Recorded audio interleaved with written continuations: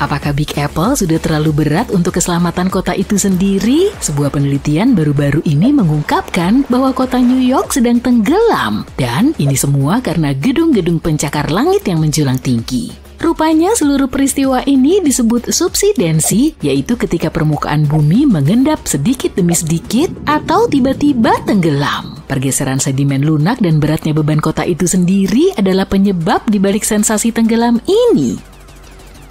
Sekarang jangan terlalu khawatir, studi ini menemukan bahwa New York tenggelam dengan kecepatan 1-2 mm per tahun. Memang itu tidak terdengar banyak, tetapi ada beberapa bagian kota yang tenggelam lebih cepat dari itu. Situasi penurunan permukaan tanah ini dapat menimbulkan masalah bagi kota ini, terutama karena kota ini berada di dataran rendah dan dihuni oleh lebih dari 8 juta orang. Jadi sangat penting bagi pemerintah setempat untuk membuat beberapa strategi untuk mengatasi risiko banjir yang terus meningkat dan naiknya permukaan air laut. Meskipun begitu, aku tidak yakin membangun tembok laut raksasa adalah cara yang tepat. Kita mungkin perlu sedikit lebih kreatif daripada itu. Para ahli geologi ingin memastikan bahwa kita semua sadar membangun lebih banyak gedung tinggi di dekat pantai, sungai atau danau dapat berkontribusi terhadap risiko banjir di masa depan. Jadi kita harus berpikir 2 kali sebelum membangun gedung pencakar langit di mana-mana.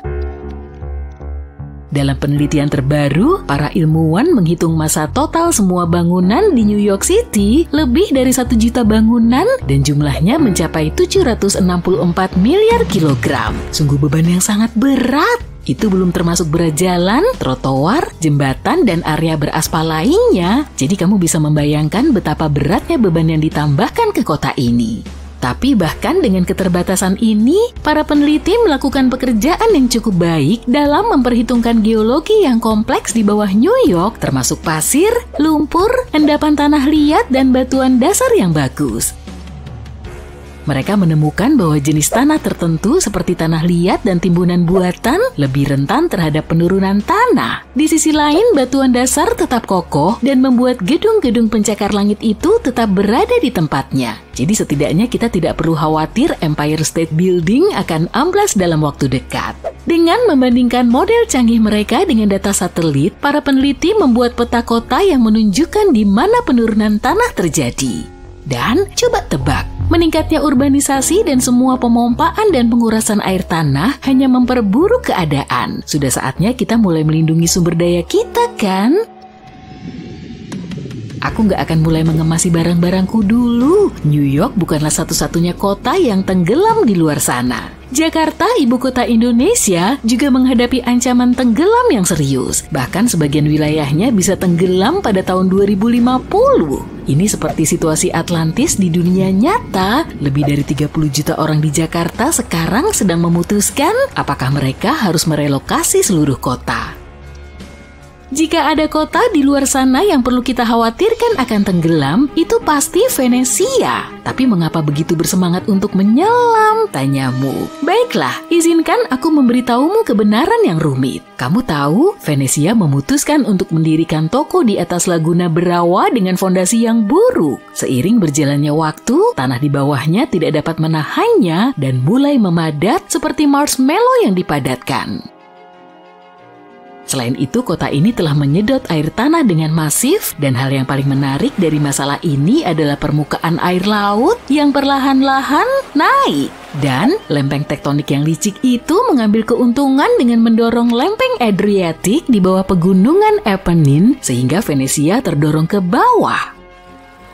Seseorang memiliki ide cemerlang untuk menghentikan pemompaan air tanah dengan berpikir bahwa mereka dapat menghentikan bencana tenggelamnya tanah. Namun, tahan gondolamu. Sebuah penelitian baru mengungkapkan penurunan tanah belum sepenuhnya berhenti, hanya sedikit melambat. Ternyata seluruh area miring sedikit ke arah timur dengan Venesia bertengger di ujung yang sedikit lebih tinggi.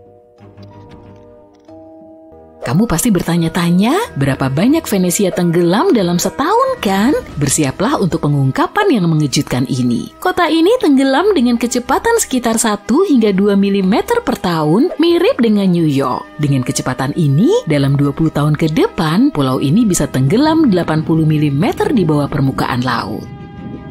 Untuk menghindari perubahan menjadi mangkuk ikan Venesia, penduduk setempat dengan panik membangun penghalang khusus untuk mencegah air menerjang laguna. Tapi ini masih sangat lama karena proyek ini mengalami penundaan yang lebih banyak dari yang kita perkirakan.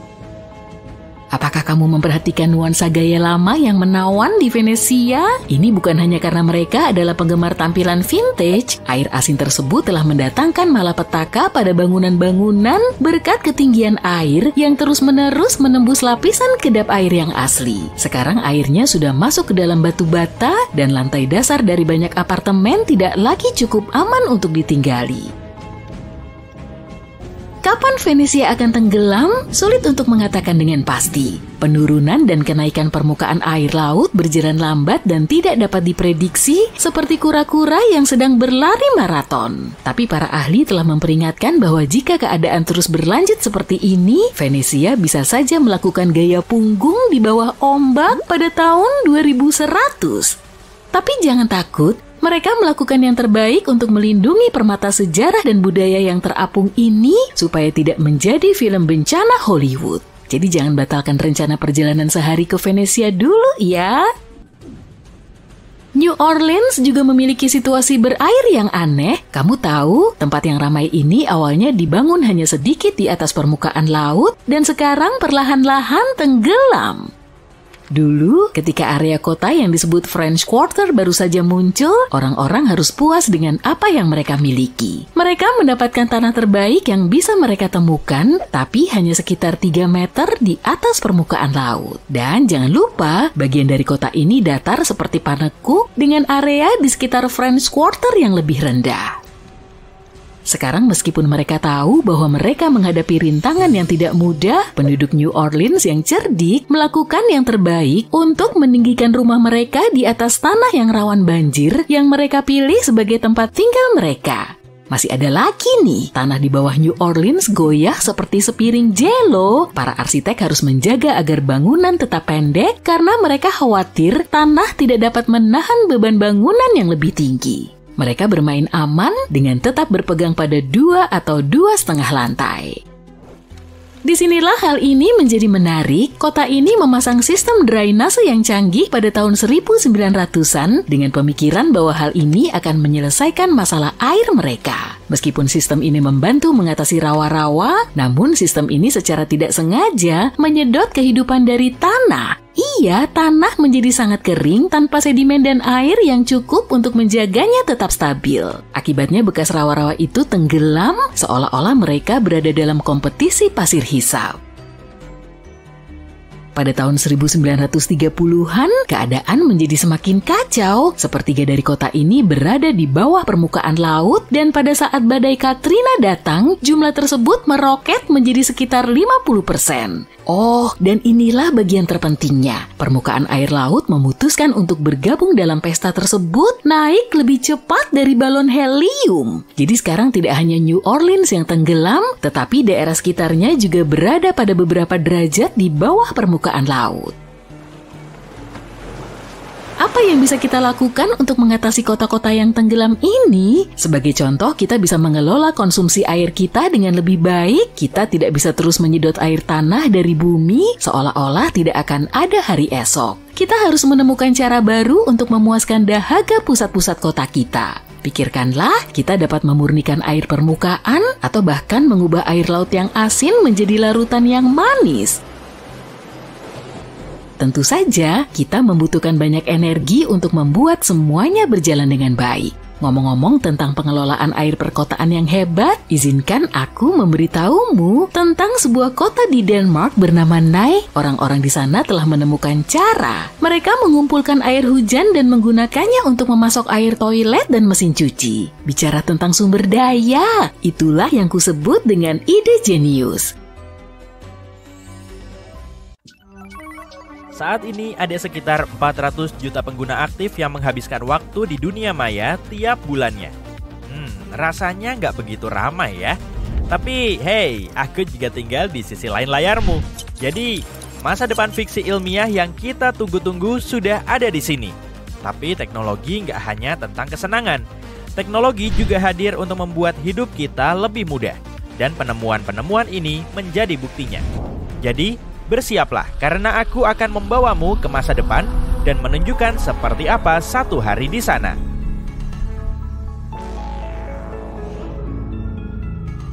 Kamu bangun dari tempat tidurmu dan menuju ke dapur untuk sarapan, atau tepatnya ke kulkas pintarmu.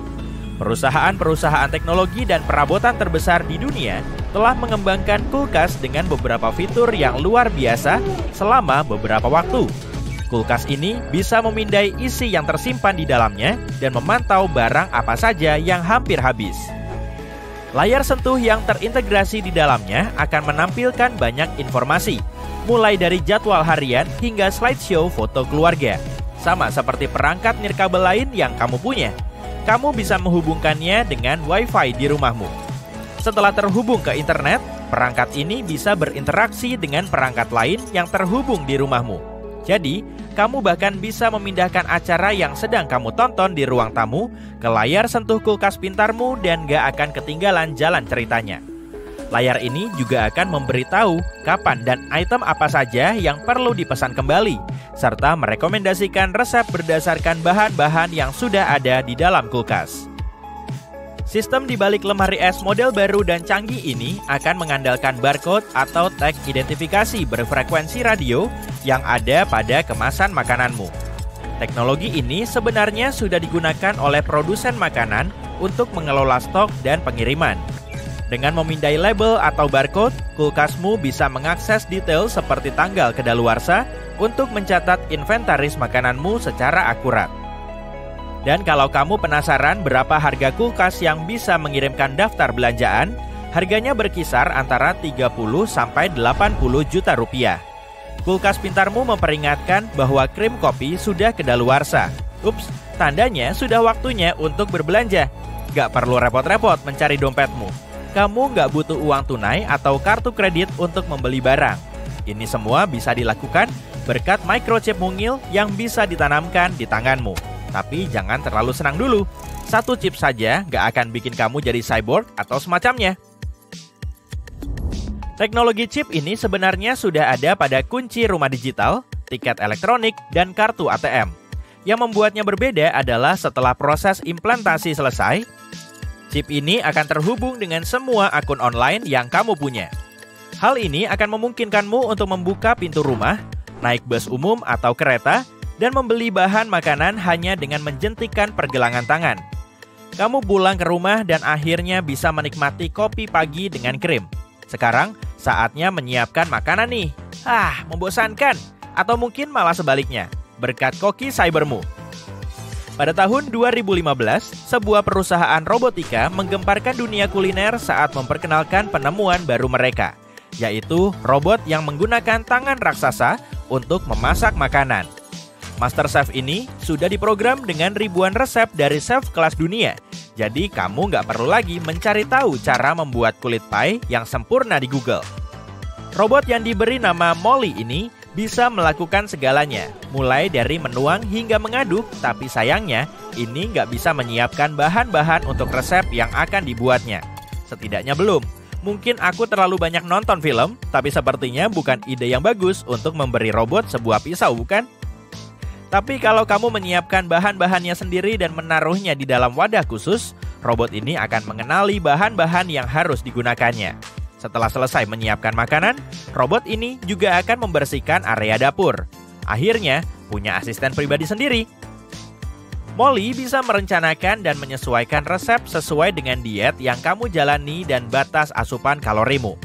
Meski begitu, kamu juga bisa menambahkan resep sendiri ke dalam daftarnya melalui layar sentuh.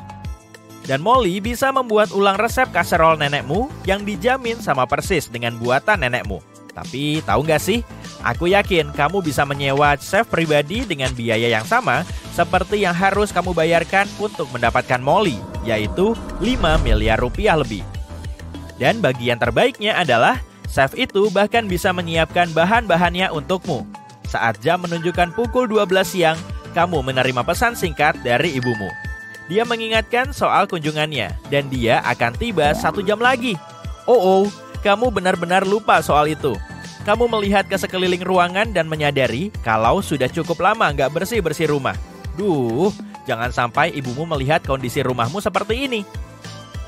Disinilah pakaian super mungkin berguna. Guardian XO adalah pakaian exoskeleton bertenaga baterai yang bisa dicas ulang dan bersifat mekanis yang dirancang untuk membuatmu lebih cepat dan kuat. Dengan menggunakan motor listrik dan seperangkat 120 sensor tubuh yang sangat presisi, alat ini menggabungkan kecerdasan, insting, dan pertimbangan manusia dengan daya tahan dan akurasi mesin. Alat ini bisa meningkatkan kekuatanmu dan memungkinkanmu mengangkat beban hingga 90 kg seperti mengangkat bulu tanpa membatasi gerakanmu sama sekali. Jadi, kamu bisa membersihkan kolong sofa, tempat tidur, atau kulkas pintar dengan mudah dan cepat sebelum ibumu tiba. Benar-benar produktif deh, tapi jangan terlalu berharap banyak dulu. Mesin ini nggak punya teknologi yang bisa membuatmu menyetop bus seperti Superman atau melompati gedung seperti Neo. Jadi, alat ini nggak dirancang untuk menyelamatkan dunia, tapi bisa menjadi penyelamat saat kamu pindah ke rumah baru. Hebatnya lagi, kamu bisa mendapatkannya sekarang juga, asalkan punya uang 1,5 miliar rupiah per tahun untuk membayar sewanya. Wow, kamu selesai bersih-bersih dengan sangat cepat dan masih ada waktu tersisa sebelum ibumu tiba. Mending kamu lari sebentar, karena bantuan kostum tadi kamu nggak membakar banyak kalori saat bersih-bersih. Jadi, ambil sepatu fiksi ilmiah futuristikmu dan ayo kita pergi. Alas kaki menyerupai makhluk yang dinamai The Cryptid Sneaker ini adalah sepatu yang sepenuhnya dicetak dengan teknologi printer 3D. Sepatu ini hanya terbuat dari satu bahan, yaitu polimer khusus yang disebut elastomer termoplastik.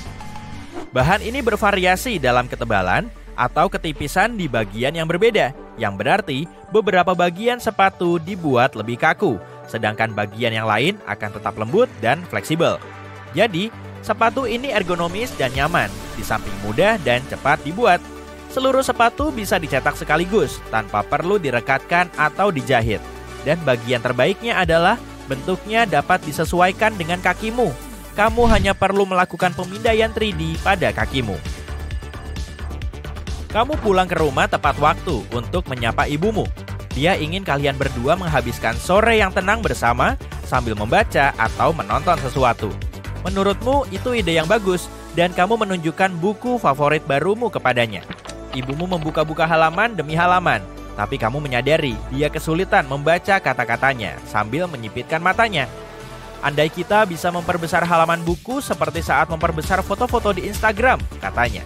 Hey, kamu punya barang yang dia butuhkan. Pada tahun 2019, sebuah tim peneliti menciptakan sepasang lensa kontak yang bisa memperbesar objek ketika kamu berkedip 2 kali. Setiap gerakan mata yang kamu lakukan memberikan sinyal elektrik yang berbeda. Lensa kontak zoom in ini mengandung elektroda yang bisa melacak sinyal-sinyal ini dan merespons dengan tepat. Polimer yang digunakan untuk membuat lensa ini mengembang apabila arus listrik tertentu dialirkan. Jadi, jika kamu berkedip 2 kali, lensa akan menambah perbesarannya dan membuat segala sesuatunya tampak 32% lebih besar bagimu. Tapi, sepertinya kamu harus menunggu lebih lama untuk bisa memakainya.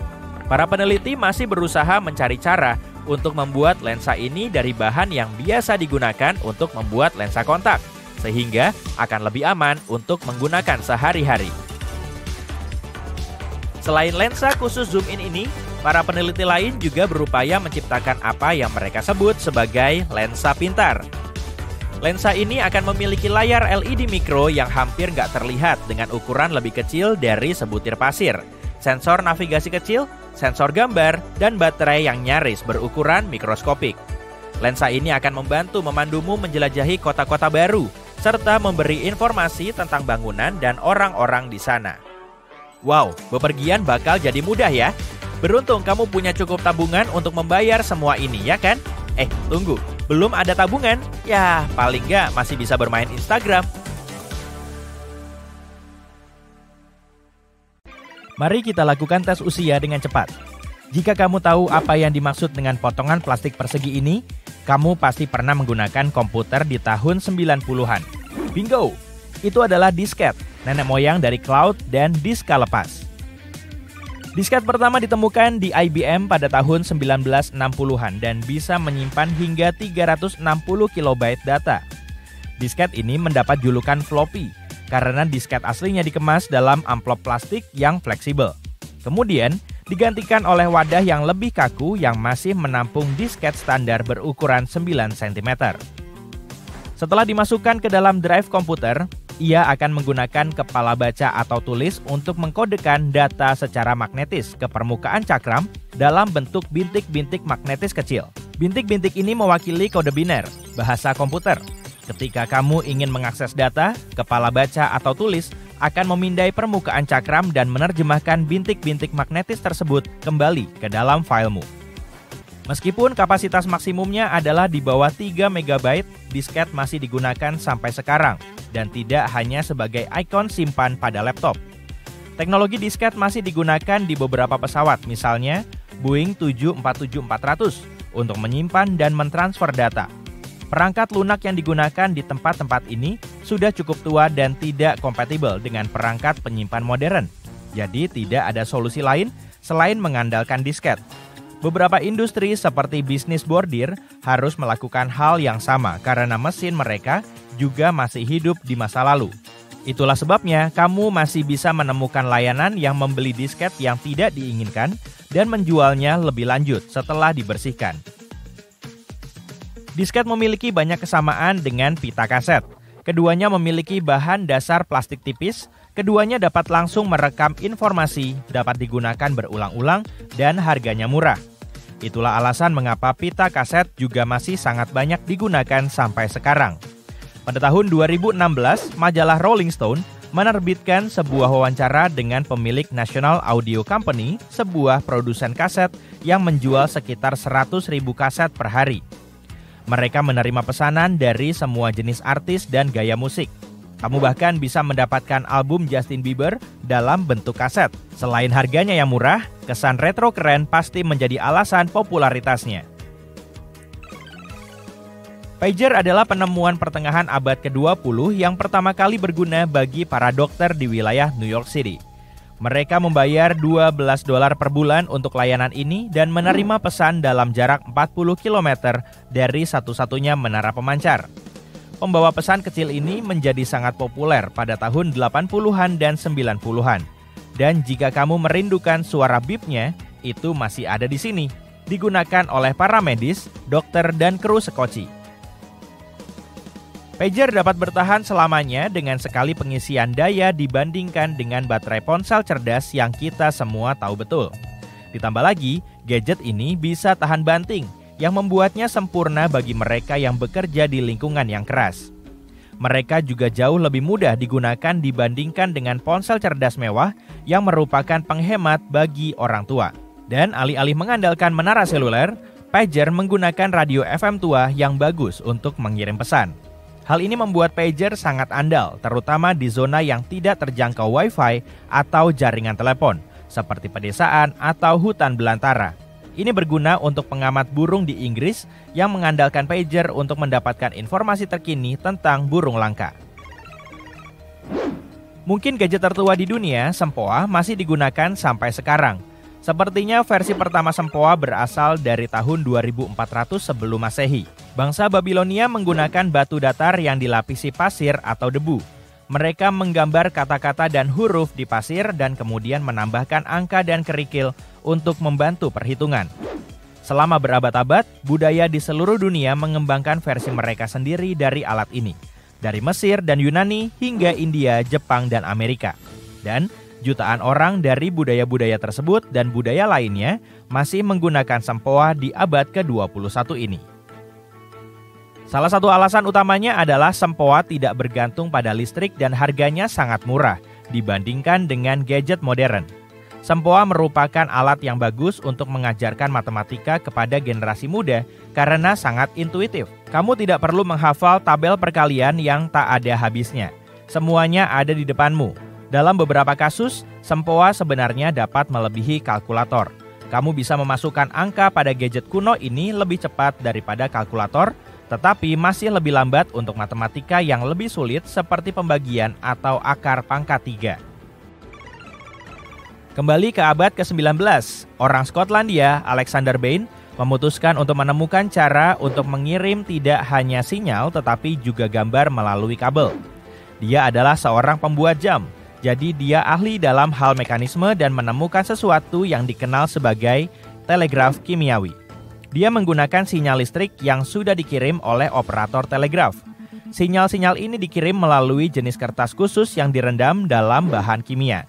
Ketika sinyal-sinyal tersebut mengenai kertas, bahan kimia tersebut akan menguap, meninggalkan tanda kode Morse. Dan begitulah cara Bain menemukan kakek dari mesin fax modern, bahkan sebelum adanya telepon. Keturunan dari teknologi ini masih digunakan di sebagian besar rumah sakit Amerika. Mereka memiliki catatan digital sekarang, tentu saja, tetapi mereka tidak membaginya dengan institusi lain dalam satu basis data digital yang besar. Jadi, kapanpun mereka perlu mengirimkan data pasien, mereka melakukannya dengan cara lama. Mereka mencetak, misalnya, hasil USG dan kemudian mengirimkannya menggunakan mesin fax. Hal ini juga berlaku untuk departemen yang berbeda dalam satu rumah sakit. Karena banyak anggota staf yang lebih muda, bahkan belum pernah melihat mesin fax secara langsung, prosesnya tidak selalu berjalan lancar dan cepat. Sebelum kita meluncurkan sesuatu ke luar angkasa, benda itu harus melalui banyak tes untuk memastikan benda itu bisa menangani radiasi kosmik di sana. Namun sebagian besar benda-benda berteknologi tinggi yang mengambang di antara bintang-bintang saat ini sebenarnya dikembangkan lebih dari 1 dekade yang lalu. Semua satelit dan gadget luar angkasa itu biasanya tertinggal dari teknologi konsumen terbaru dalam jangka waktu yang cukup lama.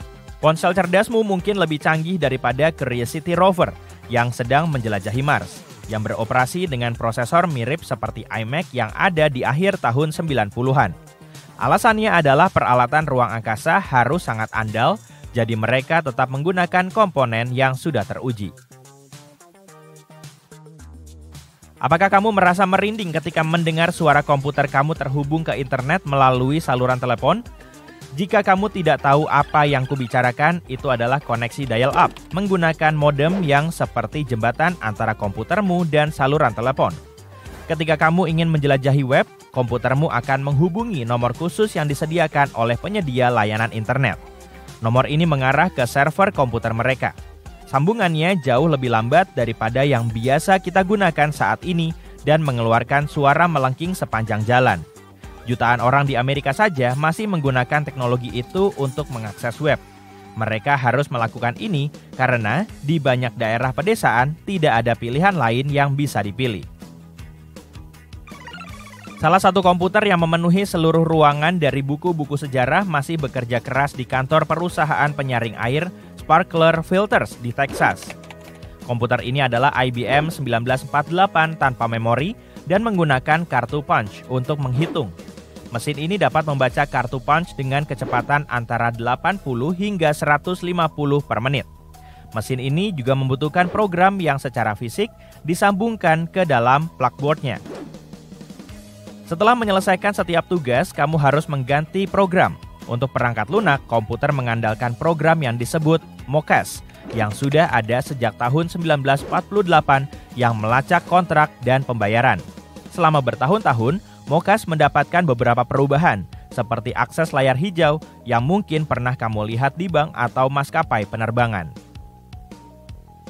Mereka juga menambahkan elemen-elemen lain, termasuk antarmuka baru, untuk menjaga agar program tetap berjalan lebih lama dari yang bisa dibayangkan oleh siapapun. Komputer generasi pertama masih menangani sekitar 1,3 triliun dolar transaksi di 340 ribu kontrak.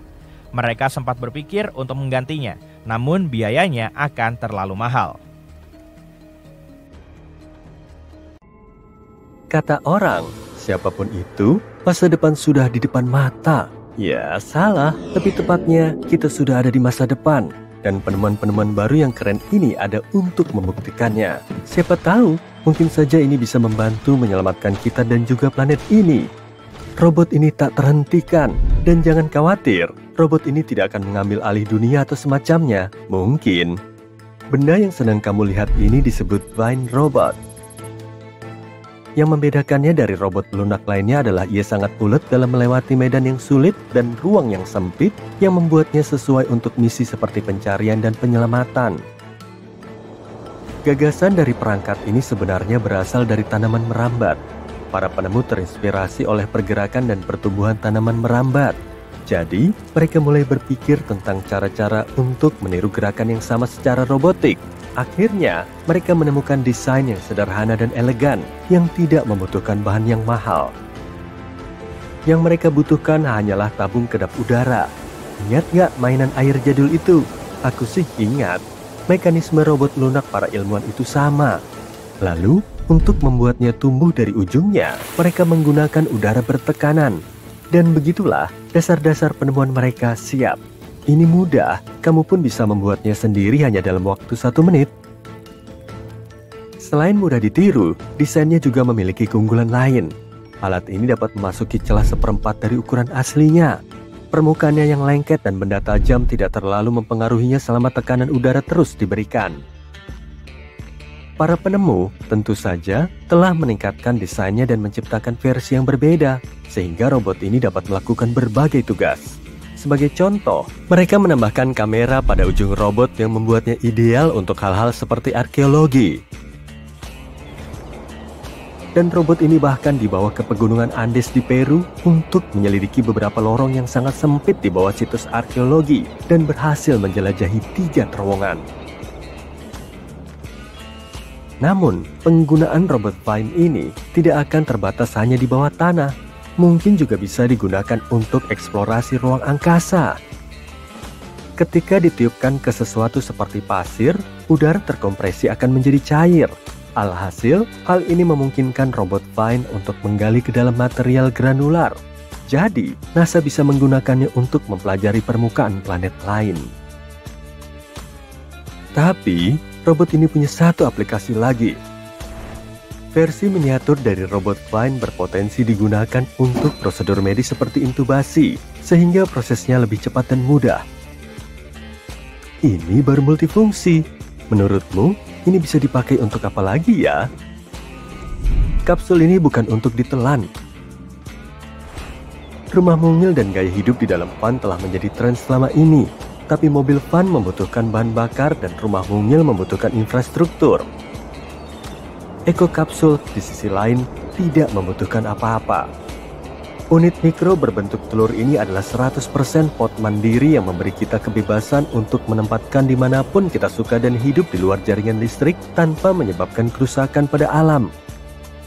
Jika semua sumber energi tak terbarukan berakhir hari ini, kamu masih bisa menjalani kehidupan yang biasa kamu jalani di dalam Eco Kapsul hingga beberapa bulan. Jadi, tidak perlu segera beralih ke mode bertahan hidup.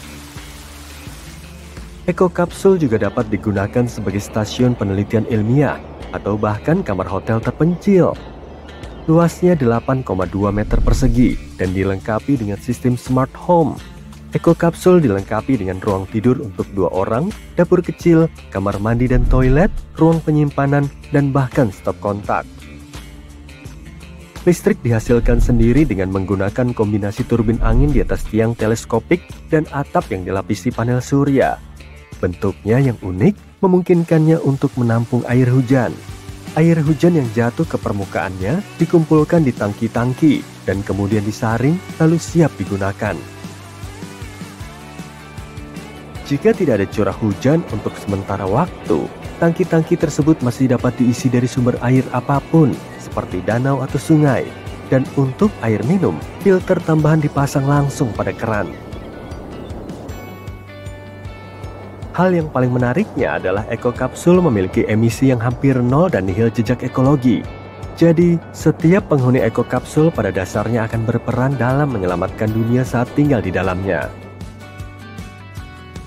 Robot slime magnetik ini mungkin terlihat agak menjijikkan dan menakutkan, tapi robot ini benar-benar game changer. Robot yang berbentuk gumpalan ini terbuat dari polimer sintetis yang larut dalam air, boraks, dan partikel magnet. Ini adalah fluida non-Newtonian yang memiliki sifat viskoelastis, yang berarti bahwa ia dapat bertindak seperti cairan dan benda padat tergantung pada tingkat tekanan yang diterapkan padanya. Makanya, waktu kamu menyentuhnya sekilas, ia akan bertindak seolah-olah seperti benda padat. Dan kalau kamu menyentuhnya dengan lembut dan perlahan, maka ia akan bertindak seolah-olah seperti benda cair. Hei, Kalau diberi tekanan, aku juga akan meleleh. Aku paham sekali. Partikel-partikel kecil magnet di dalam slime memberikan kemampuan unik untuk bergerak. Partikel-partikel ini dapat dikontrol untuk membuat robot berjalan, berputar, atau menjadi berbagai bentuk, seperti C atau O. Robot ini bisa bergerak kemana saja, dan dari penampilannya, tidak ada yang bisa menghentikannya. Robot ini dapat menavigasi lorong sesempit 1,5 mm, bergerak di sekitar objek, dan mencapai kecepatan 30 mm per detik. Yang lebih inovatif lagi adalah ia dapat meregang 7 kali lipat dari panjang aslinya, melekat ke beberapa benda secara bersamaan, dan bahkan memperpanjang tentakelnya ke arah yang berbeda. Ia terbukti dapat menghantarkan listrik dan menarik banyak kabel sekaligus, yang memberinya kemampuan untuk mengganti dan memperbaiki sirkuit. Di masa depan, para pencipta slime ini berharap bahwa slime ini dapat digunakan untuk prosedur medis, seperti mengambil benda-benda dari sistem pencernaan yang tertelan secara tidak sengaja. Maaf, aku penasaran soalnya. Selain itu, jika benda yang tertelan adalah sesuatu yang beracun, misalnya seperti baterai kecil, slime juga bisa digunakan untuk membungkus benda tersebut dan mencegah elektrolit beracun bocor ke dalam tubuh. Namun, partikel magnetik di dalam slime ini sebenarnya beracun. Tapi para peneliti telah melapisinya dengan silika agar membuat robot ini aman untuk aplikasi hipotetis ini. Hal yang paling keren dari robot slime ini adalah fakta bahwa robot ini dapat menyembuhkan dirinya sendiri. Artinya, robot ini bisa menyatukan kembali dirinya sendiri, meskipun sudah terpotong-potong tanpa bantuan sumber eksternal, dan juga dapat mempertahankan kemampuan listriknya begitu sembuh.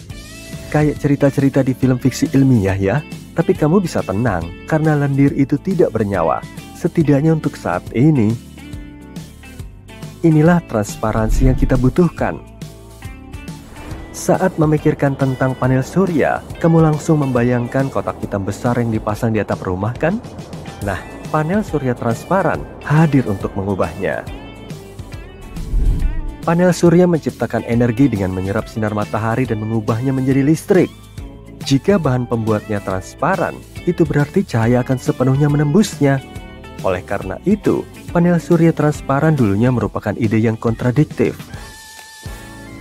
Namun pada tahun 2014, para ilmuwan dari Michigan State University mampu menemukan solusi untuk kontradiksi ini dan mengembangkan pemusat surya yang sepenuhnya transparan yang dapat mengubah lembaran kaca atau jendela apapun menjadi sel surya.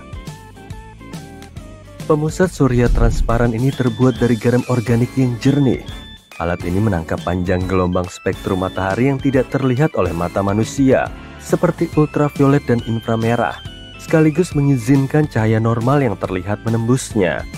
Panjang gelombang yang ditangkap ini kemudian diarahkan ke tepi-tepi sel, di mana strip tipis sel surya konvensional mengubahnya menjadi listrik. Para peneliti berharap dapat membantu membuat energi surya menjadi terjangkau dan tersebar luas. Mereka pun mempertimbangkan untuk menggunakan sel surya transparan sebagai layar untuk smartphone atau tablet. Tidak perlu lagi bergegas mengambil charger begitu kamu melihat angka 1% di baterai. Diharapkan bahwa panel surya transparan akan mampu memberikan efisiensi sebesar 10% begitu produksi massal dimulai. Tampaknya bukan hal yang hebat, tapi jika panel ini bisa diterapkan di setiap jendela rumah atau gedung perkantoran, bayangkan saja, panel-panel ini pasti dapat membantu mengubah masa depan. Jadi, ponselmu membutuhkan waktu semalaman untuk mengisi daya. Nyebelin kan? Seorang peneliti asal India yang keren telah membantumu. Dia menemukan cara super cepat untuk mengisi daya laptop dan ponselmu hanya dalam waktu 1 menit. Bayangin sebuah baterai terisi penuh saat kamu sedang menyikat gigi. Tidak hanya itu, kamu juga bisa mengisi daya mobil listrik hanya dalam waktu 10 menit. Anchor Gupta, otak di balik penemuan ini, bersama dengan tim penelitinya di University of Colorado Boulder, menemukan cara untuk membuat partikel bermuatan bergerak sangat cepat melalui pori-pori kecil. Terobosan ini dapat mengarah pada penciptaan perangkat penyimpanan energi super efisien yang disebut superkapasitor. Tidak hanya dapat mengisi daya dengan sangat cepat, tetapi juga dapat bertahan lebih lama dari baterai biasa. Menurut para ahli, keajaibannya terletak pada pergerakan ion yang efisien. Samsung bersiap-siap untuk memperkenalkan pengubah permainan. Perkenalkan Bolly, robot rumah berbentuk bola keren yang dirancang untuk menenangkan hati para skeptis terberat sekalipun yang membutuhkan bantuan di rumah. Di masa lalu, Samsung menggoda kita dengan mengintip apa yang akan datang, memberikan petunjuk tentang Bolly pada tahun 2020. Tapi penantian itu akhirnya berakhir karena mereka telah berhasil menciptakan robot yang merupakan asisten rumah tangga yang serba bisa. Samsung menjanjikan bahwa kamu bisa mendapatkan teman Bollymu sendiri pada 2024. Belum ada rincian harga yang pasti, tapi mereka memberikan kita sedikit kelonggaran dengan membuat semua fitur Bolly bebas biaya berlangganan. Tapi Samsung tidak sendirian dalam upaya untuk mendapatkan tempat di ruang tamumu. LG juga tidak mau kalah. Mereka membanggakan robot pendamping mereka sendiri yang akan diluncurkan tahun 2025. Squad Solar City Car mungkin merupakan kendaraan paling keren di kota. Kendaraan inovatif ini adalah mobil bertenaga surya pertama di dunia yang dirancang untuk mobilitas perkotaan serta pinggiran kota. Ini adalah solusi sempurna untuk mengatasi emisi dan kemacetan di kota, baik untuk digunakan bersama teman atau berkeliling sendirian. Bayangin kemudahan sebuah moped yang dipadukan dengan semua kenyamanan dan keamanan sebuah mobil. Itulah yang ditawarkan oleh Squad. Selain itu, ucapkan selamat tinggal pada sakit kepala akibat parkir, kemacetan, dan biaya kemacetan. Perjalanan ini adalah perubahan yang signifikan. Squad mengisi daya sendiri dengan menggunakan energi matahari, sehingga ramah lingkungan dan hemat biaya. Dengan desainnya yang ramping dan ukurannya yang ringkas, parkir menjadi sangat mudah. Bahkan kamu bisa memasukkan 3 Squad ke dalam satu ruang parkir mobil biasa. Ditambah lagi dengan baterai yang dapat ditukar dan banyak ruang penyimpanan, mobil ini praktis dan menyenangkan. Aku yakin ada satu hal yang dilakukan tubuhmu yang pasti kamu anggap remeh, yaitu menjadi nomor 1. Aku berbicara tentang mekanisme yang kita miliki yang membantu kita mengetahui dengan tepat kapan waktunya menjadi nomor 1. Tapi bagi beberapa orang dengan cedera tulang belakang atau kondisi seperti multiple sclerosis, hubungan antara otak dan kandung kemih bisa menjadi sedikit kacau sehingga menyebabkan berbagai macam masalah. Medithink, sebuah perusahaan keren dari Korea Selatan, telah menghasilkan sebuah solusi yang pasti akan menyelamatkan harimu. Mereka telah menciptakan patch yang dapat dikenakan yang menggunakan teknologi inframerah dekat untuk mengintip ke dalam kandung kemihmu dan memberitahu kapan waktunya untuk pergi ke kamar kecil. Orang yang memakainya hanya akan mendapatkan pengingat melalui peringatan telepon. Cukup tempelkan patch, tempelkan di perut bagian bawah, dan biarkan keajaiban terjadi. Teknologi ini belum dirilis, tapi mereka melakukan yang terbaik untuk membuatnya masuk ke pasar secepat mungkin. Bersiaplah untuk merevolusi rutinitas kerja dari rumahmu dengan Ampera dari Lifespan, keajaiban multitasking terbaik untuk semua trendsetter Silicon Valley di luar sana. Ucapkan selamat tinggal pada meja kerja yang membosankan dan sambutlah surga bertenaga pedal yang tidak hanya membuatmu tetap aktif, tetapi juga mengisi daya perangkat layaknya bos. Hanya dengan mengayuh sepeda selama 30 menit, dan bam! Baterai ponselmu sudah terisi setengahnya. Jika kamu ingin melakukannya dengan sungguh-sungguh, kamu bahkan bisa mengisi daya laptop dengan bersepeda layaknya seorang profesional. Perangkat ini mungkin terlihat seperti kursi bar yang funky dengan pedal, tetapi ini adalah pengubah permainan untuk pengaturan kantor di rumahmu. Menurut CEO Lifespan, Jackie Wu, Ampera adalah pilihan tepat bagi mereka yang bekerja dari rumah dan bosan terpaku di depan meja kerja sepanjang hari. Apa yang kamu rasakan saat melihat dirimu sekilas di cermin di pagi hari? Secara pribadi, aku biasanya merasa sedikit jengkel dan pasti membutuhkan kafein. Tapi sekarang, berkat cermin pintar Be Mine dari perusahaan teknologi yang berbasis di Paris, Barracuda, nama yang cerdas ya, pengecekan di cermin di pagi hari bisa sangat membantu. Cermin ajaib ini dapat menganalisis ekspresi dan gerak tubuhmu untuk mengetahui bagaimana perasaanmu dan kemudian kemudian menawarkan beberapa pelatihan kesehatan mental yang dipersonalisasi untuk membuatmu tetap semangat di hari itu. Dengan bantuan AI dan pemrosesan bahasa alami, cermin ini dapat memberikan meditasi yang dipandu, terapi cahaya, serta afirmasi untuk meningkatkan suasana hati. Menurut para ahli barakoda, teknologi baru ini memiliki potensi untuk meningkatkan kualitas hidup jutaan orang dengan memantau perubahan kesehatan yang tidak kentara. Bukan hanya itu, cermin ini bahkan bisa membantu memandumu menjalani rutinitas menyikat gigi di pagi hari dan menganalisis kebutuhan kulitmu. Tapi pertanyaan sebenarnya adalah, bisakah cermin ini menyiapkan secangkir kopi? Sayangnya belum, tapi mungkin ini akan menjadi peningkatan berikutnya.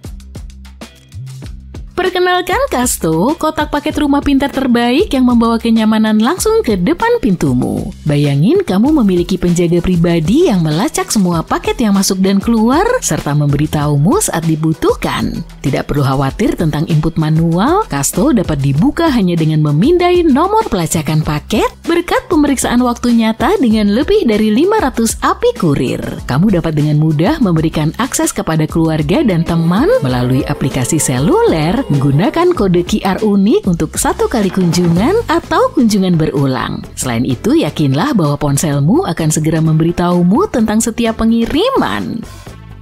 Berjalan-jalan santai adalah cara yang luar biasa untuk berolahraga, tapi yuk kita akui, terkadang tidak semudah kedengarannya. Entah karena usia yang sudah tua, sedang berjuang melawan penyakit, atau hanya merasa sedikit lemah pada otot, berjalan kaki bisa menjadi tantangan tersendiri. Cobalah Wim, gagasan para ahli robotika Korea Selatan. Gadget kecil yang bagus ini diikatkan di pinggang dan kakimu, memberimu tambahan energi sebesar 20% saat kamu berjalan. Ini berarti kamu dapat berjalan lebih jauh dan tidak akan merasa lelah di akhir perjalanan.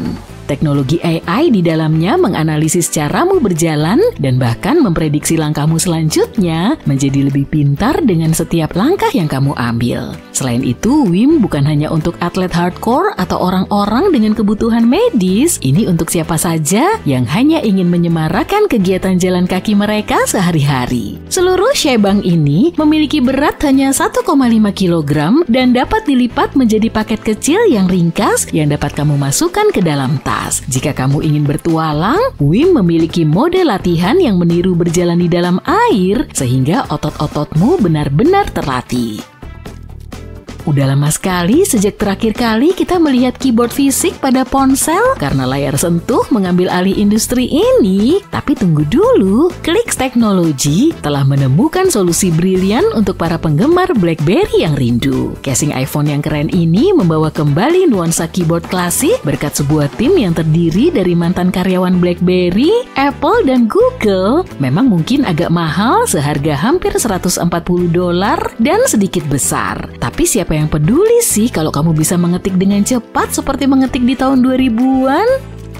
Tidak semua chapstick itu sama. Flip Cure Beam mungkin terlihat seperti itu, tetapi ini adalah alat kecantikan terbaik. Alat keren ini melakukan semuanya, mulai dari mendiagnosis bibir hingga memberikan TLC yang dibutuhkan, dan bahkan menambahkan kilau warna dengan riasan. Tutup Flip Cure Beam yang ramping memiliki sensor khusus yang menganalisis tingkat kelembapan bibir dalam sekejap. Setelah kamu membuka tutupnya, kamu akan mendapatkan alat rias yang praktis di ujung jarimu. Dengan sekali usap, kamu akan mendapatkan bibir yang indah dalam waktu singkat. Dibuat dengan beberapa bahan mewah yang responsif terhadap cahaya, alat yang bagus ini bekerja secara ajaib dengan meningkatkan pertahanan alami bibirmu.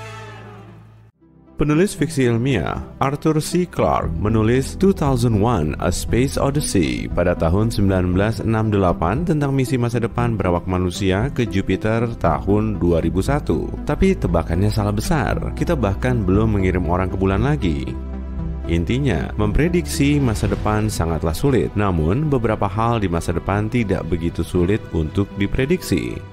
Misalnya, dengan berhasil diluncurkannya teleskop luar angkasa James Webb, kita bisa dengan aman memprediksi bahwa ada banyak eksoplanet yang akan terlihat untuk kali pertama. Semua eksoplanet ini akan terlihat dalam bentuk cahaya inframerah yang dipancarkannya, bukan dalam cahaya kasat mata. Atmosfer eksoplanetnya akan teridentifikasi sesuai gas yang dikandungnya. Tanda-tanda kehidupan seperti ozon, metana, oksigen, dan karbon dioksida akan bisa dideteksi andai ada kehidupan di sana. Peradaban yang hidup di salah satu eksoplanet ini akan bisa dideteksi oleh pola panas kota-kotanya. Sekali lagi, andai ada kota di sana.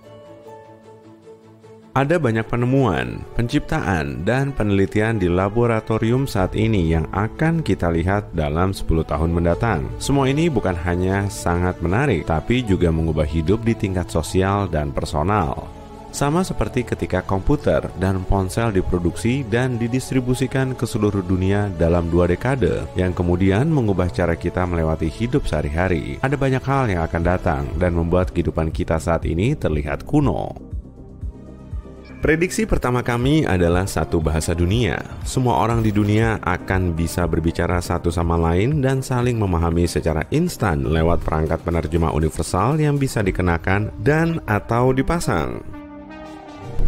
Sistem komunikasi elektronik instan mulai mengubah masyarakat dengan munculnya telegraf dan telepon pada abad ke-19.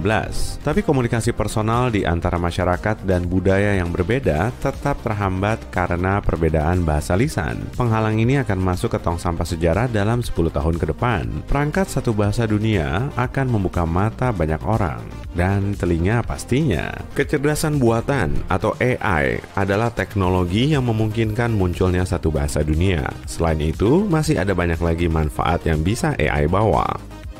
AI akan memungkinkan masyarakat untuk menghapus uang sebagai alat tukar ekonomi. Menurut perkiraan, ada kemungkinan ini akan terjadi dalam rentang 10 tahun ke depan.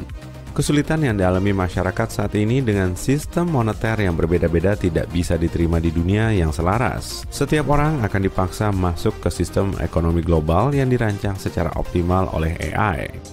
AI akan mulai menentukan pengambilan keputusan nasional dalam kerangka kerjasama, koordinasi, arbitrase, dan remediasi internasional. Perang akan musnah dan menjadi usang karena kontraproduktif terhadap pembangunan manusia dan koordinasi ekonomi. Ini semua bisa terjadi dalam 10 tahun, tapi kamu mungkin ragu dengan prediksi ini. Tahan dulu keraguanmu sebentar. Saat astronaut pertama kali pergi ke bulan lalu melihat ke belakang, ke bumi kita yang indah di luar angkasa, manusia mengubah dirinya sendiri. Semua perkembangan pemersatu yang telah kita lihat sejak saat itu bisa dikaitkan dan diturunkan dari visi diri kita di luar angkasa. Selagi membahas luar angkasa, ada 2 perkembangan dalam teknologi teleskop yang punya peluang bagus dan bisa diterapkan dalam 1 dekade ke depan. Teleskop cair dan teleskop gas terionisasi sangat memungkinkan dibuat. Cairan dalam gravitasi nol membentuk diri sendiri menjadi permukaan reflektif. Kita tidak butuh pemolesan atau optik adaptif lagi. Permukaan reflektif besar bisa dibawa mengorbit. Saking besarnya, kita mungkin bisa melihat senyum di wajah para penghuni eksoplanet, andai ada. Dan jutaan objek lain yang terlalu kecil untuk dilihat dengan teleskop luar angkasa James Webb. Jangan ketawa dulu. NASA sudah yakin akan ide teleskop cair ini dan sedang mengujinya di luar angkasa. Gas terionisasi juga sangat reflektif. Sebelum kita membahas kawah di bulan, ingat, kita sudah merencanakan misi astronaut ke bulan yang bernama misi Artemis, dan misi ini hampir siap diluncurkan. Kamu akan segera melihat astronauti di bulan, dan mereka akan mengenakan pakaian antariksa baru yang kece. Kembali ke pembahasan tadi, kawah di bulan selebar 1 km bisa dibanjiri gas terionisasi dan dialiri listrik menggunakan generator untuk membuat cermin teleskopik gas terionisasi raksasa. Kita belum tahu apa saja yang bisa kita lihat lewat cermin gas terionisasi di bulan ini. Plat nomor kendaraan di eksoplanet mungkin, kalau ada. Oke, tunggu bentar, aku agak ke bawah suasana. Kita cuma mau melihat 10 tahun mendatang. Sekarang aku paham kenapa prediksi Arthur C. Clarke bisa salah begitu. Di bumi, kita bisa melihat aurochs, burung dodo, dan mastodon lagi dalam waktu 10 tahun. Kita telah menemukan DNA lengkap dari makhluk-makhluk yang sudah punah ini. Dan dengan ilmu penyambungan gen, tampaknya spesies hewan ini dan mungkin beberapa spesies lainnya bisa dikembangbiakan kembali dalam waktu 10 tahun atau kurang. Masing-masing spesies hewan ini diburu oleh manusia hingga punah. Jadi, membawanya kembali akan menjadi penebusan dosa yang baik. Tapi kalau T-Rex, nanti dulu ya. Beton bisa tergantikan dalam waktu 10 tahun. Bahkan harus digantikan secepatnya karena beton tidak ramah lingkungan. Saat mengering, beton mengeluarkan karbon dioksida, gas rumah kaca. Penggunaan beton dalam masyarakat modern menyumbang 8% dari emisi karbon dioksida di seluruh dunia. Bukan cuma itu, beton modern kehilangan integritas strukturalnya setelah sekitar 80 tahun dan mulai rapuh. Kita harus belajar dari bangsa Romawi kuno. Beton Romawi makin kuat seiring berjalannya waktu. Profesor Joseph Davidovits, Bapak ilmu geopolimer, telah menunjukkan bahwa beton kuno tidak mengering seperti beton kita sekarang. Beton ini mengalami aneles yang berarti mengering tanpa menyusut atau mengeluarkan karbon dioksida. Kini, formula beton kuno ini masih belum ditemukan, tapi ilmu geopolimer bekerja keras untuk mengembalikannya. Kamu akan mulai melihat beton tersingkir dan bahan bangunan geopolimer akan merebak dalam 10 tahun ke depan. Pasti bakal keren. Pakaian kita akan berubah total. Teknik pembuatan kain serat nano terus disempurnakan, yang tadinya cuma mungkin dibuat dalam bentuk potongan kain kecil di beberapa tahun lalu, dengan cepat berubah menjadi teknik produksi massal. Dalam waktu dekat, kita akan punya pakaian tanpa jahitan dalam bahan kain nano yang sangat lembut dan kuat. Bukan cuma itu, produksi nanofiber akan menyatu dengan mikroelektronik dengan cara yang revolusioner. Pakaian kita jadi bisa merasa seolah jadi bagian dari tubuh kita. Dalam 10 tahun, kamu akan melihat jenis pakaian ini muncul di peragaan busana. Kita juga akan melihat perubahan besar dalam transportasi. Jet penumpang supersonik dijanjikan akan menjadi sarana transportasi yang umum dalam 10 tahun. Selama lebih dari 25 tahun, dari tahun 1970-an hingga milenium baru, kita punya Concorde, pesawat terbang asal Prancis yang bisa melakukan perjalanan lebih dari 2 kali kecepatan suara, Mach 2,02 tepatnya. Pesawat ini dihentikan karena alasan keamanan pada tahun 2003. Kini, kembalinya penerbangan penumpang supersonik terlihat sangat mungkin. United Airlines telah memesan 13 jet supersonik untuk memulai penerbangan penumpang internasionalnya dalam 7 tahun ke depan. Lalu lintas mobil pun berubah. Mobil listrik, mobil swakemudi, dan hibrida sudah ada di jalanan. Perubahan lain masih akan datang karena bensin makin tersingkir sebagai bahan bakar pilihan. Kendaraan bertenaga hidrogen sedang dikembangkan secara eksperimental saat ini. Akankah sumber daya baru yang aman untuk mobil, truk, kapal, kereta api, dan pesawat muncul ke pasaran dalam 10 tahun ke depan? Bukan kecepatan perkembangan teknologi saja yang menjadi faktor penentu. Preferensi orang juga merupakan kekuatan pendorong yang besar. Kita sedang menyaksikan pergeseran kesadaran dalam populasi manusia. Orang-orang menginginkan masa depan yang lebih baik dan mereka menginginkannya sesegera mungkin. Pergeseran ekspektasi publik inilah yang mendorong penemuan, inovasi, dan perubahan di pasar transportasi dan hampir semua aspek lainnya. Makanan kita juga berubah. Pasti, pengembangan lahan yang disebut penyebaran perkotaan adalah tindakan pencurian lahan yang telah digunakan untuk produksi pangan. Dengan begitu, kita akan melihat perubahan pada aspek pertanian. Pertanian vertikal yang merupakan sebutan pertanian perkotaan akan sangat digandrungi. Ilmu di balik pertanian vertikal disebut hidroponik, yakni menanam makanan di dalam cairan alih-alih tanah. Sekolah pertanian di seluruh dunia sedang membahas hidroponik, mencari tahu cara meningkatkan nutrisi, mengurangi biaya produksi makanan, dan meningkatkan rasanya bagi lidah kita. Lautan kita dipanen secara berlebihan oleh negara-negara maju. Budidaya ikan pun menjadi penting. Baru-baru ini, Friends of the Earth mengeluarkan laporan aquaculture yang mengkritik keras beberapa praktik budidaya ikan saat ini, seraya membuat serangkaian rekomendasi yang baik untuk peningkatan budidaya ikan. Kondisi budidaya ikan tingkat industri terlihat bagus, baik di tangki dalam laut maupun di darat. Kabar baiknya, ikan bekerja sama secara mengagumkan dengan tetap hidup dalam kondisi sehat dan bereproduksi dengan sangat baik. Mungkin ikan-ikan berkembang lebih baik saat tidak ada predator yang mengintai sepanjang waktu. Jadi, bersiaplah, Sobat Sisi Terang, masa depan akan segera datang. Semuanya terlihat bagus dari sini. Banyak sekali lowongan kerja di bidang baru, inovasi yang masuk ke pasar, dan produk baru yang akan menciptakan gaya hidup baru. Tapi aku kurang tahu gaya rambut seperti apa yang akan kita lihat dalam 10 tahun mendatang. Kalau soal itu, penentunya adalah kamu. Pernahkah kamu membayangkan bagaimana kerennya bangunan masa depan? Nah, tunggu dulu. Karena kecerdasan buatan akan merevolusi dunia arsitektur. AI adalah sahabat yang hebat.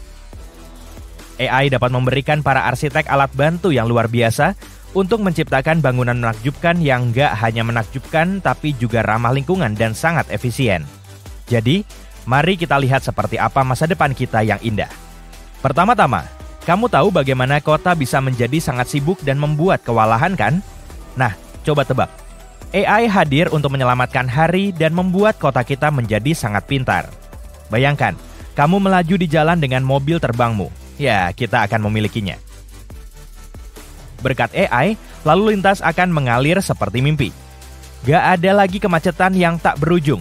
Kota ini tahu di mana lokasi-lokasi yang paling mungkin terjadi tindak kriminal dan mengambil langkah proaktif untuk membuat kita tetap aman. Rasanya seperti memiliki pahlawan super di setiap sudut. Dan hey, lupakan sampah yang menumpuk. AI memastikan sampah dikelola secara efisien, menjaga kota kita tetap bersih dan segar. Mereka bisa bertindak sebagai manajer kota yang dapat mengoptimalkan segala sesuatu, mulai dari lalu lintas hingga keselamatan dan bahkan pembuangan limbah. Mereka dapat menganalisis banyak sekali data dari berbagai tempat, seperti sensor dan media sosial. Dengan semua informasi tersebut, mereka dapat membantu perencana kota untuk membuat keputusan brilian yang membuat hidup kita menjadi lebih baik. Oke, jadi kamu berjalan-jalan di jalan, dan matamu langsung terpesona oleh bangunan yang luar biasa. Lekukan dan fiturnya yang futuristik membuatnya menonjol dari yang lain. Dan gak hanya menarik perhatianmu, tapi juga membuat alam menyukainya. Kamu mungkin mengira bahwa ini dirancang oleh arsitek jenius. Namun kamu gak tahu bahwa ini sebenarnya adalah kolaborasi antara manusia dan kecerdasan buatan. Bayangkan, memiliki seorang teman desain super pintar yang bisa menghasilkan ribuan ide bangunan luar biasa dalam sekejap mata. Itulah yang dilakukan oleh perangkat lunak desain berbantuan AI untuk para arsitek. Perangkat lunak ini dapat menghasilkan dan menilai banyak sekali pilihan desain. Mereka mempertimbangkan hal-hal seperti bahan terbaik untuk digunakan dan penempatan yang sempurna untuk bangunan. Selain itu, dengan menganalisis data dan menghitung angka, algoritma dapat membantu mengoptimalkan desain bangunan. Mereka dapat memastikan meminimalkan penggunaan energi, menghemat air dan mengelola limbah dengan baik. Setiap bangunan berusaha untuk mengurangi biaya, menghemat energi, dan mempromosikan dunia yang lebih baik. Hasilnya, karya arsitektur yang sangat indah dan sangat praktis. Lanskap kota di masa depan akan dihiasi dengan bangunan-bangunan yang mengagumkan ini. Oh, tapi itu belum cukup mengesankan bagimu? Nah, bagaimana dengan bangunan futuristik yang menakjubkan yang tampaknya menentang gravitasi? Bangunan ini nggak terbuat dari batu bata dan mortir tradisional. Oh, tidak. Keajaiban ini dibuat dengan menggunakan kekuatan pencetakan 3D. Dengan bantuan AI, para arsitek merancang setiap detail yang rumit dan memasukkan semua data penting, seperti bahan apa yang akan digunakan dan bagaimana kondisi lokasi dapat mempengaruhi struktur bangunan. Algoritma AI bekerja secara ajaib untuk mengoptimalkan desain, menjadikannya sangat indah dan kokoh. Pencetakan 3D pada dasarnya seperti memiliki mesin ajaib yang dapat menciptakan struktur mengagumkan langsung dari film fiksi ilmiah. Dan AI ikut serta untuk memastikan struktur ini nggak hanya cantik, tetapi juga kuat. Di kota masa depan, pencetakan 3D akan menjadi alat bantu arsitek yang utama. Hal ini akan memungkinkan mereka untuk menciptakan struktur yang dulunya nggak mungkin dibangun. Dari bentuk yang menakjubkan hingga detail yang rumit, kemungkinannya nggak terbatas. Tetapi AI nggak hanya membuat bangunan tampak hebat, tetapi juga membuat bangunan menjadi efisien dan nyaman. Katakanlah, kamu masuk ke dalam gedung perkantoran yang futuristik dan tara, lampu-lampu secara otomatis menyesuaikan dengan suasana hatimu dan suhu diatur dengan sempurna untukmu. Bangunan-bangunan futuristik ini mampu merasakan dan merespon lingkungannya sama sepertimu. Mereka mengontrol pencahayaan, menjaganya agar tetap tepat pada waktunya. Mereka mengatur suhu, sehingga selalu nyaman dan nyaman. Mereka bahkan mengawasi keamanan dan memperbaiki masalah kecil sebelum menjadi masalah besar. Jadi, gedung pintar tahu kapan orang datang dan pergi, sehingga dapat mengoptimalkan penggunaan energi yang sesuai, menyelamatkan planet dan menghemat sejumlah uang di sepanjang jalan. Nah, hal yang menarik adalah, semua itu bukanlah satu-satunya kemungkinan. Bagaimana jika mengubah gedung pencakar langit menjadi hutan vertikal? Baru-baru ini seorang arsitek dari India sangat tertarik dengan kekuatan kecerdasan buatan. Jadi, dia memutuskan untuk bekerja sama dengan bot gambar yang disebut Midjourney untuk menciptakan sebuah visi masa depan. Namun, alih-alih dunia robotik yang membosankan, mereka justru menginginkan sesuatu yang spektakuler. Dengan petunjuk teks seperti teknologi utopis dan menara futuristik, arsitek dan AI mulai bekerja. Coba tebak? Midjourney nggak mengecewakan. Mereka menyulap sebuah dunia di mana bangunan-bangunan diselimuti oleh hutan vertikal yang rimbun dan dihiasi dengan bentuk-bentuk yang terinspirasi oleh alam. Mereka ingin menciptakan masa depan yang berkelanjutan, yang selaras dengan lingkungan. Sang arsitek, Manas Bhatia, sangat positif terhadap potensi AI. Dia nggak melihatnya sebagai ancaman bagi pekerjaannya, tetapi sebagai alat yang ampuh untuk perubahan positif. Dia membayangkan masa depan di mana arsitek dan AI berkolaborasi untuk membuat desain yang menakjubkan. Dalam proyeknya, Bhatia bahkan meminta AI untuk membayangkan struktur simbiosis dan berlubang, dan AI merespons dengan gambar apartemen yang terletak di dalam pohon yang berlubang. Bayangkan, sebuah dunia di mana bangunan itu sendiri menjadi bagian alam yang hidup dan bernapas. Bhatia percaya, alam harus memainkan peran besar dalam arsitektur. Dia suka merancang struktur yang merangkul keindahan dan fungsionalitas alam. Dari bangunan yang dibangun di sekitar pepohonan hingga fasad yang mengatur suhu, dia sangat menyukai perpaduan arsitektur dengan alam. Dengan arsitek seperti Bhatia dan kekuatan super AI, masa depan kota akan menjadi luar biasa. Jadi, bersiaplah untuk masuk ke dunia di mana alam dan teknologi hidup berdampingan dalam harmoni yang sempurna. Ini adalah mimpi yang kita nggak sabar untuk melihatnya menjadi kenyataan. Atau, kalau kamu bukan penggemar berat pepohonan, bagaimana dengan yang satu ini? Gedung pencakar langit yang nggak terbuat dari batu bata padat, melainkan keajaiban tiup. Zumo, sebuah perusahaan arsitektur di Barcelona, menggunakan keajaiban AI untuk menghidupkan struktur yang bergoyang ini. Bangunan-bangunan superstruktur tiup ini menjulang tinggi di atas kota-kota masa depan seperti balon-balon yang menyala di langit. Inilah bagian terbaiknya. Bangunan tiup ini memiliki kekuatan super yang berkelanjutan. Kamu dapat memompanya hingga mencapai ketinggian yang menjulang tinggi, meratakannya agar mudah diangkut, dan membangunnya kembali dimanapun dibutuhkan. Ditambah lagi, bangunan ini ditenagai oleh energi terbarukan, sehingga mengurangi dampaknya terhadap lingkungan. Cukup keren kan? Masa depan melesat ke arah kita seperti roket. Kecerdasan buatan dapat menjadi saus rahasia yang membuat karya arsitek menjadi lebih istimewa. Namun, dengan kekuatan yang besar, ada tanggung jawab yang besar pula. Kita harus menggunakan AI dengan bijak dan etis. Untuk saat ini kita nggak perlu khawatir tentang mesin yang akan menggantikan arsitek. Kecerdasan buatan masih membutuhkan tangan manusia, atau kita akan berakhir dengan bangunan yang terlihat seperti pisang tumbuk atau es krim cone, kecuali kalau itu adalah kesukaanmu. Selain itu, manusia memiliki satu keuntungan penting. Mereka, adalah manusia. Kita harus ingat bahwa kecerdasan buatan gak memiliki kecerdasan emosional. Kecerdasan buatan memang jenius, namun gak dapat sepenuhnya memahami perasaan dan suasana yang kita manusia dambakan di dalam ruangan kita. Jadi, kita harus ingat untuk menanamkan desain kita dengan sentuhan manusiawi. Elemen-elemen hangat dan samar yang membuat kita berkata, aku merasa seperti di rumah sendiri. Dan jangan lupa bahwa AI masih terus belajar. Pada dasarnya, AI baru saja mengambil langkah pertamanya, dan kita harus bersabar dan memberinya waktu untuk berkembang.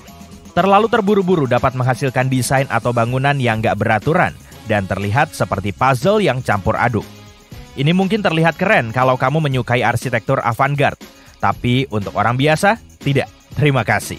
Jadi, saat masa depan terbentang dengan kecepatan warp, mari kita rangkul keajaiban AI dalam arsitektur. Namun, mari kita juga ingat untuk menyeimbangkan kecemerlangannya dengan sentuhan manusiawi kita. Bersama-sama, kita dapat menciptakan masa depan di mana bangunan gak hanya fungsional, tapi juga dipenuhi dengan hati dan jiwa. Ini adalah sebuah petualangan yang luar biasa. Jadi seperti apa rasanya mengelilingi bumi dengan kecepatan cahaya? Aku bisa menebak dengan cepat, tapi mari kita bahas detailnya. Bepergian mengelilingi bumi dengan kecepatan cahaya akan menjadi pemandangan yang menakjubkan untuk disaksikan. Kalau kita bisa secara ajaib mencapai hal tersebut, inilah yang akan terlihat.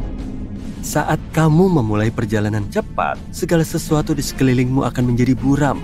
Lanskap akan berubah menjadi deretan cahaya yang menyilaukan, seperti pertunjukan kembang api kosmik yang berjalan cepat. Dunia akan tampak terdistorsi, dengan bangunan dan tengara yang menyatu menjadi garis cahaya yang cemerlang saat kamu melewatinya. Fitur-fitur kota yang sudah dikenal akan menjadi warna-warna yang kabur, menyatu dalam tampilan yang memukau. Siang dan malam akan berpadu dengan mulus karena rotasi bumi akan menjadi angin puyuh yang tidak dapat dibedakan. Namun, perlu diingat pada kecepatan cahaya, waktu itu sendiri akan berperilaku aneh. Bagimu, perjalanan mungkin terasa sangat cepat, tapi ketika kamu kembali, kamu akan menemukan lebih banyak waktu telah berlalu bagi orang lain. Ini seperti melakukan perjalanan secepat kilat sementara seluruh dunia menua. Sayangnya, mencapai kecepatan cahaya saat ini berada di luar kemampuan teknologi kita. Oke, tapi tahukah kamu berapa sebenarnya kecepatan cahaya itu? Dalam hamparan ruang kosong yang luas, kecepatan cahaya bergerak adalah angka yang sangat tepat. Ini berarti sekitar 300.000 km per detik konstanta yang diakui secara universal yang dilambangkan sebagai C atau kecepatan cahaya. Berdasarkan prinsip-prinsip revolusioner dari teori relativitas khusus fisikawan Albert Einstein yang menjadi dasar fisika modern, kita sampai pada kesadaran yang luar biasa.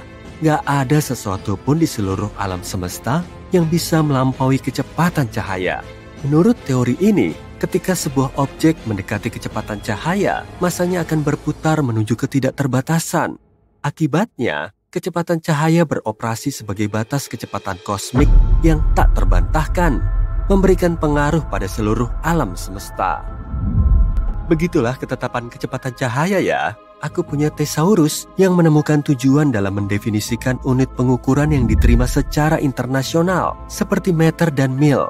Institut Standar dan Teknologi Nasional Amerika Serikat mengungkapkan bahwa kecepatan cahaya bahkan berkontribusi pada definisi kilogram dan satuan suhu yang dikenal sebagai Kelvin.